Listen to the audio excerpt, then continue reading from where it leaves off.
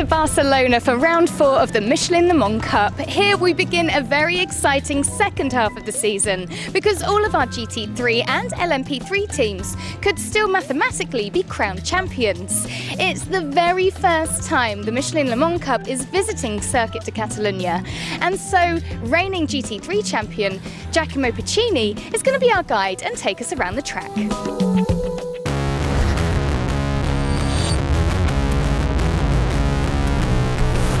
Circuit de Barcelona Catalunya, it's a very technical track, a lot of up and down, a lot of corners. It's one of my favorites, so let's get started.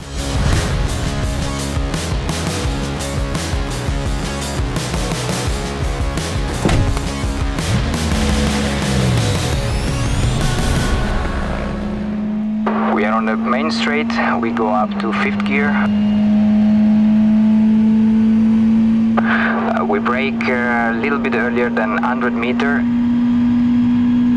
It's very important to use the curb on the right. We short shift to 3rd gear immediately. Turn 3. This is one of the most challenging. Stay inside and then go very early on power and use all the way as the exit. Right before the bridge we brake and we shift down to 2nd. Early in, we stay inside and then immediately on power again. Up to the curb, back to the right immediately, and then we shift down to 1st gear for the hairpin to the left. Immediately on power, we use all the curb outside. And we go to turn 7. We brake at the beginning of the curb, 2nd gear, and then it's very important to use all the space outside. It's important to go in very fast and then early on power again. We go to the slowest point of the track, brake a bit earlier than 100 meter. Stop the car, it's important to rotate well, and then on power. Full throttle to the left and then hard brake into the corner. We make like a V and then early on power again. Is 90 degrees to the right, and then the last chicane, which is very tight, so we sacrifice the first part, and then the last corner it's full throttle, but it's very challenging. If you can do that, then you'll make a good lap. And we are on the main straight again.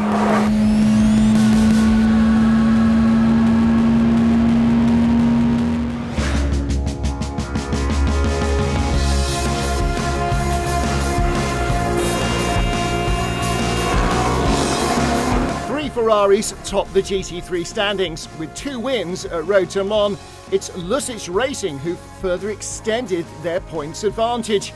Closest rivals, Kessel Racing and Spirit of Race, have definitely not surrendered. It remains to be seen, however, if the Beechdean Aston Martin and the SPS Mercedes will play a part in the title battle. The Ferraris are very strong this year. We had struggled a little bit with top speed in the previous ones, and now I think with the sort of next 3 track setups that we have, it's quite favourable for the car that we have. So I think it's going to be quite interesting now. Grip levels with the heat is going to be quite tricky. It's getting very warm. I think it's going to be quite an interesting one. It's a lot shorter than the ones we've done up until now, so less straights, and we have a good balance on this track, so I think that's going to be quite favourable.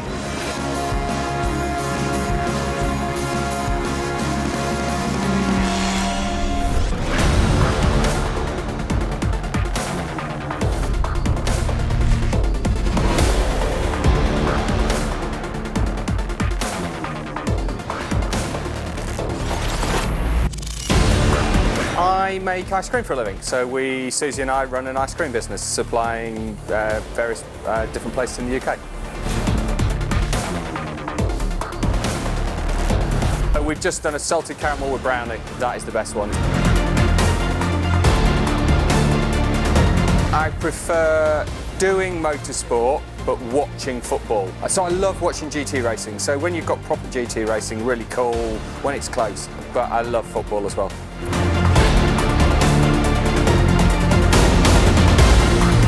Do you know, I did, because there's no diving and patheticness that the blokes do and all the handbags. They just play football, and they played some good football.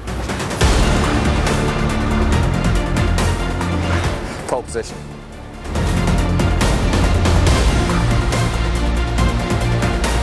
In this championship, I would say 5 or 6 compared to the field.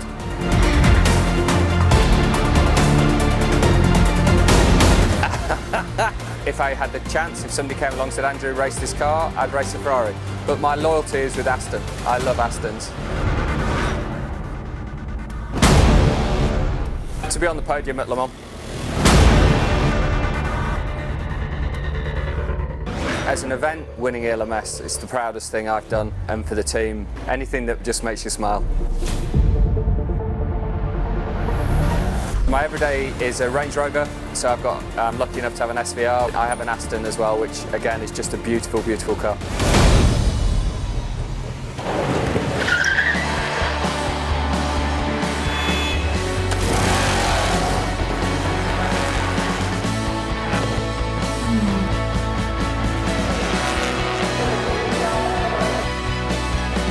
Lannon Racing has been leading in LMP3 since the beginning of the season, but thanks to their first win of the year at Le Mans, DKR Engineering is now just 8 points adrift. We had a bit of bad luck in the first half of the season, and I hope that Le Mans was the turning point for us, so now we can fight for the championship. We are in the chasing position, so I think it's not bad for us, even though we are not first. We know what we can do. For me, it's really nice to race here. I really like the circuit. I'm really confident here. We were testing a bit in the winter. Usually I'm not too bad here. For me, it's a really nice track. I think we can do something here. It's a beautiful venue for the Le Mans Cup. Graf Racing's number 39 car also claimed its first win of the season at Le Mans to move up to 4th in the points. C'est incroyable, on attendait cette victoire. Incredible, we've been really waiting for this win to revive our fortunes. With Nico Schatz, I've got a great relationship. We share similar driving skills and styles. He's a bit quicker than me, but we are fortunate we use the same setup. We've never been quite in the right tyre window, but I think we're both fine. I've raced before in Catalonia, it's our winter training track as well, so we're hugely motivated for the rest of the season. Pour le reste de la saison.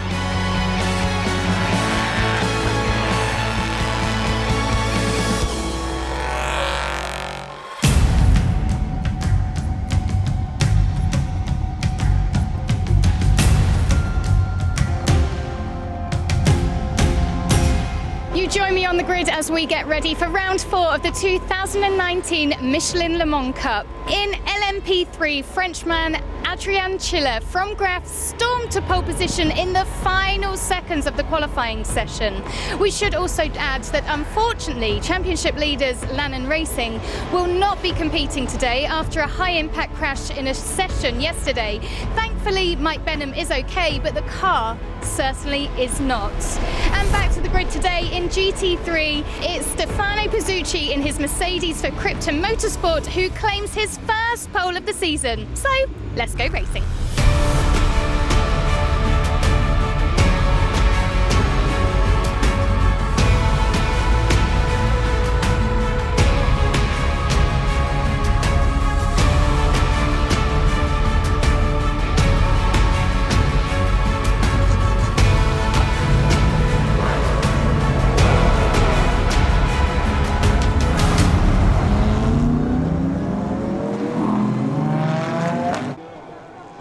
A hot sunny day at the Circuit de Catalunya. Air temperatures hovering around 30 degrees, track temperature nearly 50 as we get ready to start the long, hot 2-hour race. And our 2 Road to Le Mans winners, Adrian Schiller in the 39 and Francois Kierman, the number 3 machine, side by side, ready to go racing after a second formation lap to try and get the field sorted out.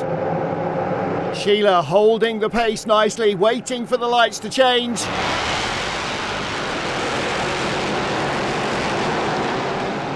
Here we go with the charge down the wide front straight. Look at the black car behind. Alexander Talca Jr. from 6 on the grid, challenging behind the leaders.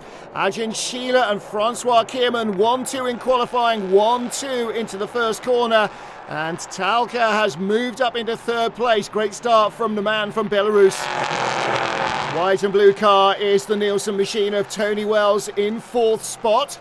3 wide behind. Maurice Smith for Cool Racing, starting in 9th place, moves up to 6th position around the outside in the 74 car. In GT3, it's been a dreadful start for the poleman Marco Zanutini. The Krypton Motorsport Mercedes down to 6th spot. It's the Ebi Motors Porsche of Alessandro Baccani who leads in GT3 from the number 8 Kessel Racing Ferrari of Sergio Pianazzola. Field already had quite the shake-up. Battle for 4th, popping out from behind a P3 car. Here comes Fabien Laverne for Lutzich Racing, dives down the inside of Christoph Ulrich into turns 1 and 2. Through he goes.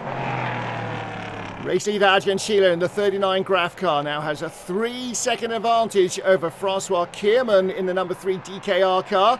Our front row starters still first and second. The black car, Alexander Talca Jr. in third. Problems for CD Sport. This is Jacques Wolf in the number 30 car. He's been shown the black and orange flag to get that damage fixed.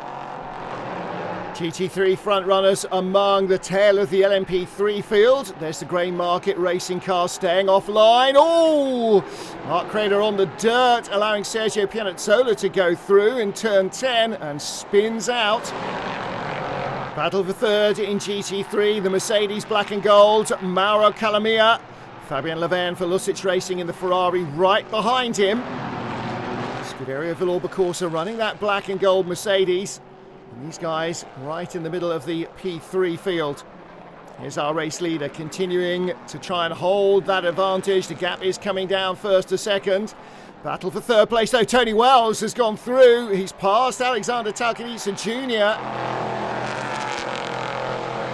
So is there a problem for the Belarusian? Down the inside he went. Tony Wells, that was pretty straightforward, classic stuff. Well, there are the team watching on at AT Racing, and the car is in. There is a problem for Talcanitsa. Alexander, tell us the problem. Unfortunately, we think it should be our race. Everything was very good, but our exhaust system is broken. We cannot continue.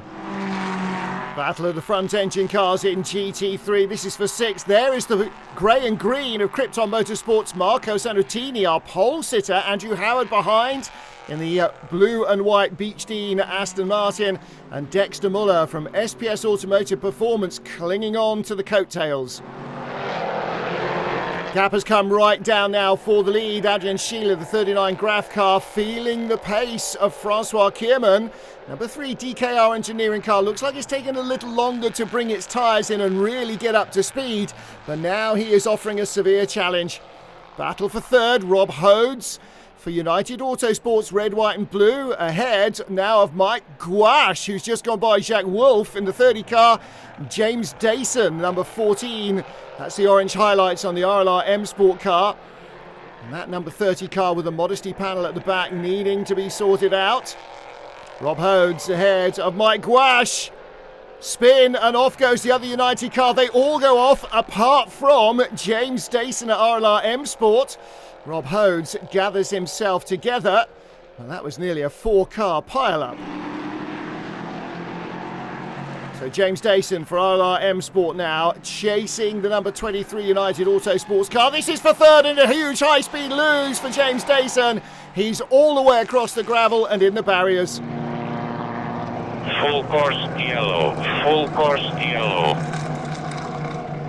Well, that was a moment of high drama for United Autosports, 2 of their cars, and of course for RLR M Sport, James Dayson being dragged out of the gravel.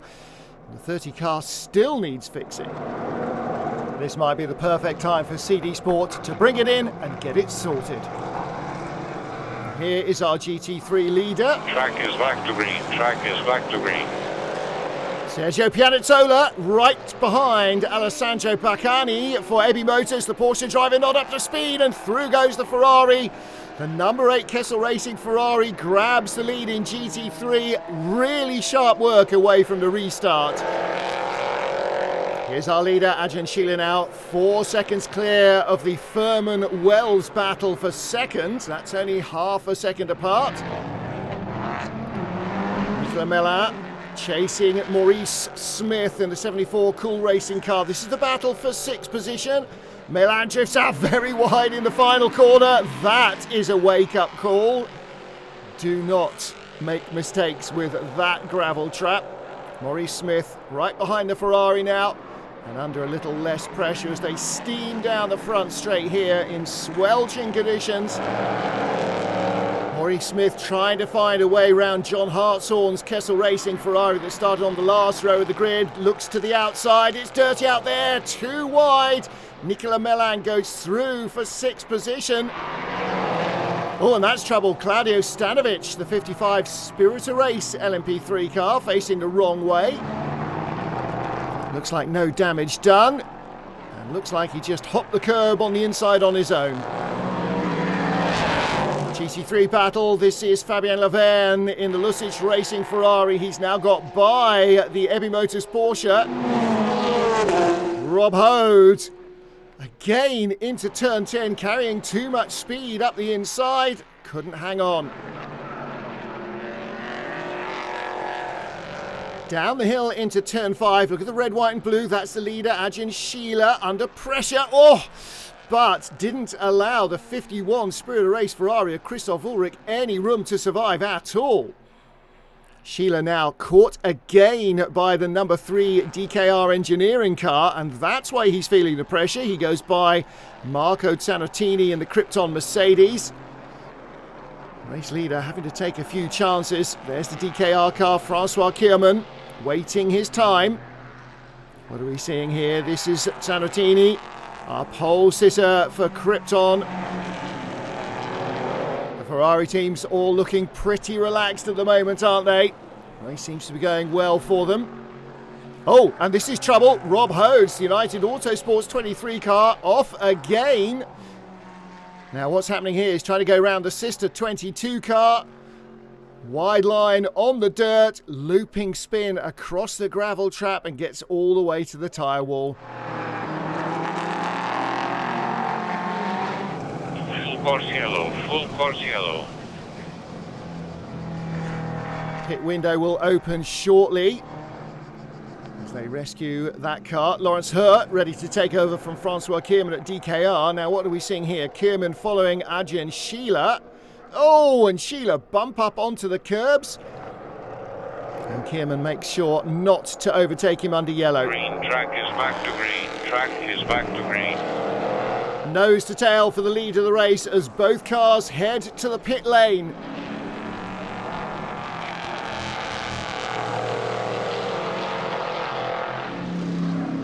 Number 39 Graf Racing car is in. Ajin Sheila handing over to Nico Schatz, but they've been handed a drive-through. That's the collision with the 51 Ferrari. And here's where it happened. And Sheila really making a complete mess of that. A little bit of damage to the car, but not too much. The damage will be in time loss. Number 3 is in as well. And that means that as Lawrence Hurt takes over the DKR engineering car, he will be the new race leader once the pit stops have cycled through. There goes the 39 Graf Racing entry, but it will have to come back and do the drive-through penalty. And that is a golden opportunity for the number 3 DKR crew. Through the pit lane comes Nico Schatz to take the drive-through earned by his teammate. Ajin Sheila clutching the 51 Ferrari. So DKR now with the lead and just over 45 minutes to go. Battle in GT3. Roberto Pampanini in the Mercedes under pressure from Mikkel Mack, the Lusic Racing 71 Ferrari. And the Dane makes no mistakes, dives to the inside immediately. Ricardo Pera is right there in the blue Ebi Motors Porsche as well. Looks as though the Mercedes is struggling a little. So Mikkel Mack, Lusic Racing up to second in GT3. Ricardo Pera looking for third at the expense of the Mercedes. Not into the first corner, but he is all over the back of Roberto Pampanini, and Pampanini carries too much speed. And through goes the Porsche. He's up to third. Mercedes down to fourth in a half a lap.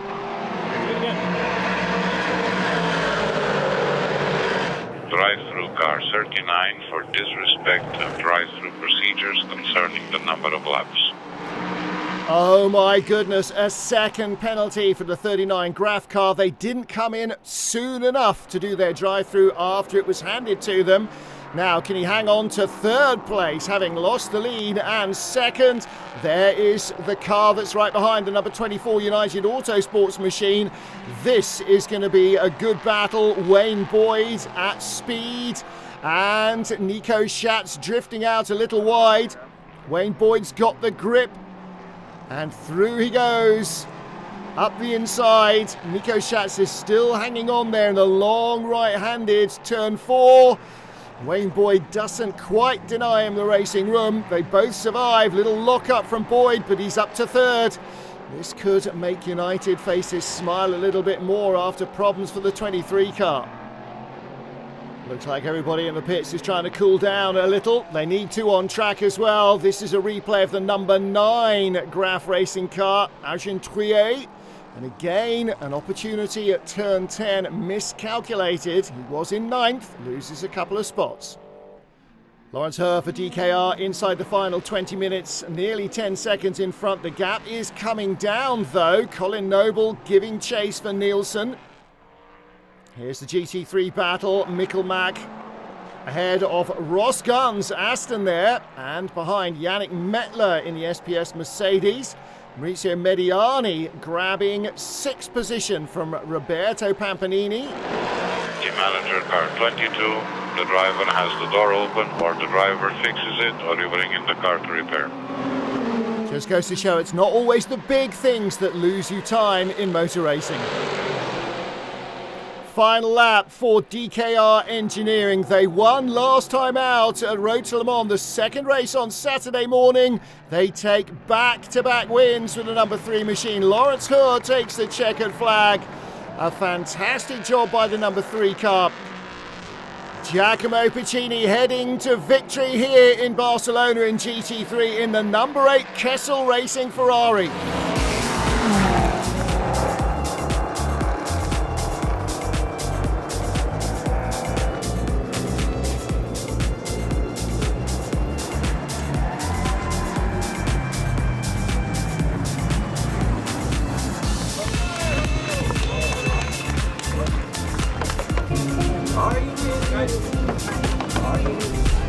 DKR claim their second straight win, Nielsen their 4th podium of the season, and United Autosports with 24.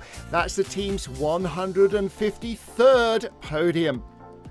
GT3 winning number 8 Kessel Racing Ferrari finished 12th overall, with Ebby Motors and Lusic completing the podium. And only 3 cars failed to be classified at the finish. It was a very good race. It's very hot in Barcelona, so we had long stint, but the car was just perfect. The car prepared it perfectly, and it was the same for Lawrence. He did an absolute job. So we are thinking about Mike, and we hope to fight back really soon with him. Sporting sentiments from our race winner Francois Kierman with Lawrence Herr. Tony Wells and Colin Noble taking 2nd for Nielsen, Mike Gwash and Wayne Boyd 3rd for United. And DKR now take the lead in the team standings with the number 3 machine. Nielsen picking up 18 points and now just 5 behind Lannon. But all thoughts go to the recovery of Michael Benham and the hope that we'll see Lannon Racing back out again in the fray next time.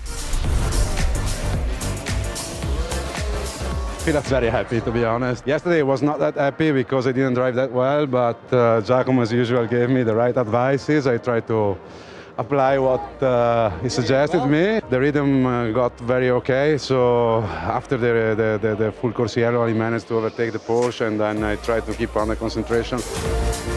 Vital points for our race winners, Sergio Pianazzola and Giacomo Piccini in the number 8 Kessel car. Riccardo Pera and Alessandro Baccani, 2nd for Ebby Motors, Fabien Laverne and Mikkelmack.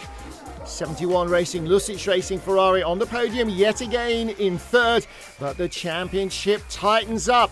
Lusic now lead Kessel by just 7 points. Spirit of Race and Beechdean AMR, though, are going to need some big results in the final couple of races of the season to close what is already a substantial points margin. Michelin Le Mans Cup delivering exciting racing yet again, and with DKR Engineering continuing their winning ways, it means the LMP3 has a new championship leader. So all that's left for me to say now is goodbye from Barcelona, and we look forward to seeing you in Spa in September. See you then.